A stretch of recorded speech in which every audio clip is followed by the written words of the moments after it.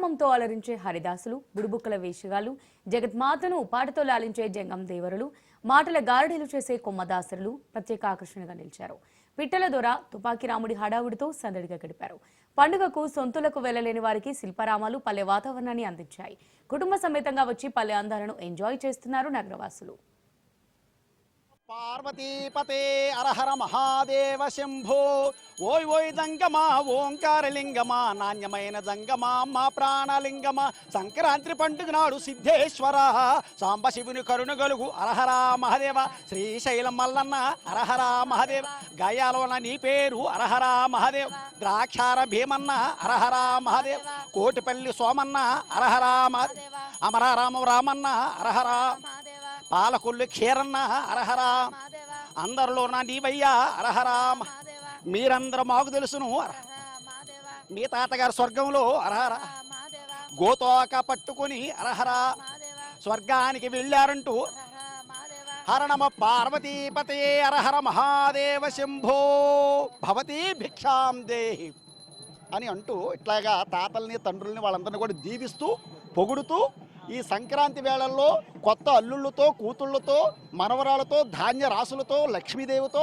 అందరూ భోగ భాగ్యాలు కలగాలని చెప్పి దీవిస్తూ ఉంటారు.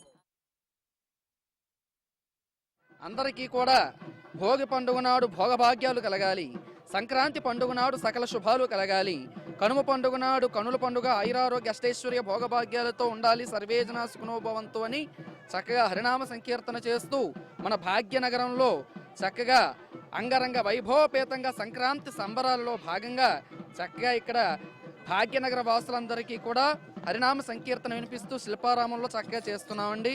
మరి పండగ 3 రోజులు 4 రోజులు కూడా ప్రతి ఒక్కరికి కూడా ఆ భగవంతుడి నామ సంకీర్తన వినిపించాలని సాక్షాత్తు ఆ శ్రీమన్నారాయణుడే హరిదాసు రూపంలో తిరుగుతాడని ప్రతీక.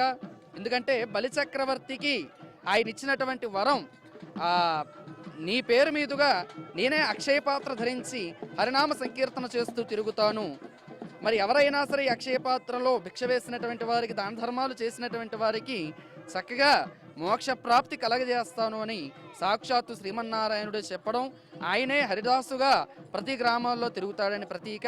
జై శ్రీమద్రమారమణ గోవిందో హరి, హరిలో రంగ హరి, వైకుంఠవాస హరి, భద్రాచలవాస హరి, తారక మంత్రము కోరిన దొరికేను ధన్యుడనై తిని ఊరన్నా.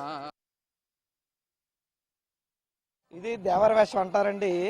ఇది ప్రత్యేకించి మరి గ్రామాల్లో ఉన్నటువంటి గ్రామదేవతకి నమస్కారం చేసుకొని మరి పొద్దున్నే మరి తలస్నానం చేసి అమ్మవారికి నైవేద్యం అర్పించుకొని ఆ గ్రామాల్లో ఉన్నటువంటి అల్లుళ్ళు కానీ అలాగా ఆ అల్లుళ్ళ ఇంటికి వచ్చినటువంటి మరి ఆడపడుచులు కానీ వాళ్ళందరూ కూడా మరి సంతోషంగా ఉండాలి. అవన్నీ అయిన తర్వాత మరి క్షేమంగా వాళ్ళ ఇంటికి చేరుకోవాలని చెప్పి అక్కడ ఉన్నటువంటి గ్రామదేవతలకి నమస్కారం చేసుకొని మరి ఉన్నటువంటిది వేషమే ఈ దేవర వేషం.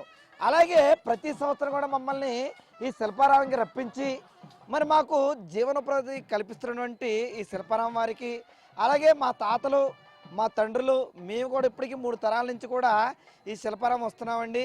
మరి ఇటువంటి హరిదాసులే కానివ్వండి, బుడబక్కల వారే కానివ్వండి, జంగమదేవరే కానివ్వండి, ఇటువంటి వేషాలు ఉన్నాయని చెప్పి మరి పల్లెల సంస్కృతిని మరి ఈ పట్టణాలకు తెలియపరచడమే ఈ శిల్పారామం యొక్క ముఖ్య ఉద్దేశం.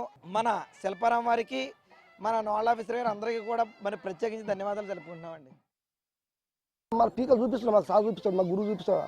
గురువు అంటే ఈ పాటకు ఈ పాట పాడాలి, ఈ పాటకు ఈ పాట పాడాలి, ఈ పాటకు ఈ డోలు కొట్టాలి, పీక పాడాలి, ఈ చిన్న చిన్న అడిగేయాలి, నాయని పడాలి నాయని అడిగేయాలి, మళ్ళీ మంచం ఉరకాలి, అమ్మకు మళ్ళీ అమ్మకు దండం పెట్టాలి, అమ్మకు దండం పెట్టాలి, సారు దండం పెట్టాలి, సారు దండం పెట్టాలి, అమ్మకి దండం పెట్టాలి, గడ్డి బిడ్డి దానం చేయాలంటే దానం చేయాలి. అట్లా చిన్న పిల్లగాళ్ళతో చూసుకున్నాం, గడ్డికి బిడ్డి మంచిగా దాన్ని మంచిగా దూవుతాము, కడుగుతాము, రోజు కడుగుతాము, తానం చేపిస్తాము, మంచిగా వేసం కట్టిస్తాము, గజ్జలు కట్టిస్తాము, అట్లా ఊరు తిప్పుతాం. అట్లా పండుగ సంగతి పండుగ. ఇది చిన్నప్పుడు 2 పనులు వేస్తుంది, రెండు పనులు వేస్తుంది. 2 పనులు వేయగానే ఇక మంచిగా నేర్పుతాం. గంట తనకుట్ట పొడవకుట్ట నేర్పుతాం. నేర్పి ఇక మా గురువు పంపిస్తాం. మంచిది పెట్టగానే మంచి పొట్టలు పెట్టగానే ఊపిరి పడుతుంది.